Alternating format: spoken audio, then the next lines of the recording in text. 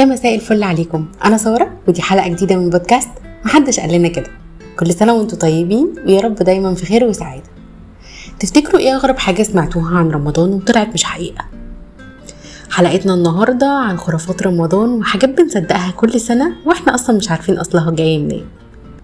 تعالى النهارده اقول لك على الزتونه بتاعت الشهر الكريم، بس خلينا نسميها بلحه عشان تليق اكتر.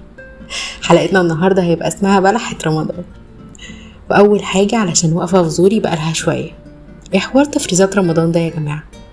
مالكوا في ايه؟ ما تعملوا اللي بتعملوه كل شهر وانتوا ساكتين. مش معقول كميات الاكل المهوله اللي عماله تتفرز دي، والعصاير دي كأنها اخر ايامنا بجد. حاجه صعبه. وتاني خرافه بقى هي اننا لازم ناكل كتير قوي علشان نعرف نقف على رجلينا، سواء في فطار او في سحور. طب هو ايه نظام الاكل اللي انت عمال تحشره دوت وانت مش واخد بالك؟ نص كيلو تمر على الفطار اول لما المغرب يقول الله اكبر، بعد كده خشاف وعصاير بالهبل وشربات ومكرونات وبشاميلات ورزات وبروتين ايه ومحاشي وممبار وسمبوسة وايه ما بنوقفش. وبعدها نحبس بكوباية الشاي وراها قهوة ونشوف حلو بيقول ايه. وبعد كده بعد ما نصلي العشاء نشوف ايه اللي ما عدناش عليه واحنا بنفطر فنقوم واخدين منه شوية. طب معدتك اللي غلبانة دي بتعمل فيها كده ليه؟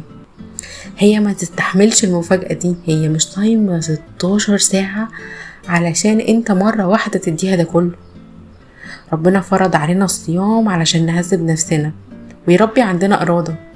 انت كده بتمحي الإرادة. اول لما بتسمع اذان المغرب بتتطافس والموضوع بيقلب منك في حتة تانية. تالت خرافة معانا بقى وهي انا مصدقاها من واحنا صغيرين، هي اننا بنصوم علشان نحس بالفقر. طب ازاي؟ طب ما الفقر كمان بتصوم، يبقى ايه الحكمة؟ زي ما انا لسه قايله لك من شوية ان ربنا فرض علينا الصيام عشان نهذب نفسنا ويربي عندنا إرادة، وعشان نتقي ربنا، وعشان ما نبقاش مسرفين، وعشان حاجات كتير قوي احنا سبناها واتجهنا لسبب غلط اصلا. ورابع خرافة بقى وهي خطورة الرياضة اثناء الصيام. يعني انا ما ينفعش العب رياضة في طول شهر رمضان علشان بعد الفطار ببقى تعبان جدا ومهمد، وقبل الفطار ببقى صايم وهلكان، ولو لعبت رياضة انا ممكن اروح فيها. طب ازاي؟ الرياضة مفيدة جدا وهتديك نتيجة احسن وقت الصيام، بس لو انت اخترت الوقت الصح. الوقت الصح دوت على حسب ما الناس اجمعت ان هو بيكون قبل الفطار على طول علشان تفطر تاخد طاقتك من الفطار، او بعد الفطار بساعتين عشان تكون هضمت وتعرف تبقى واقف كويس. خامس خرافة بقى هي ان الناس بتوقف حياتها في رمضان. يعني ايه؟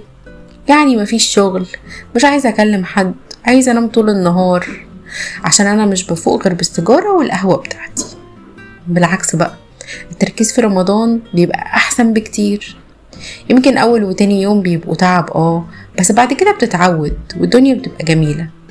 كمان انتاجك في رمضان بيبقى احسن عشان انت ما بتضيعش ساعتين فطار كل يوم مع اصحابك، وكل ساعة تطلع تشرب سيجارة بره وتسيب الشغل بتاع 10 دقايق كده.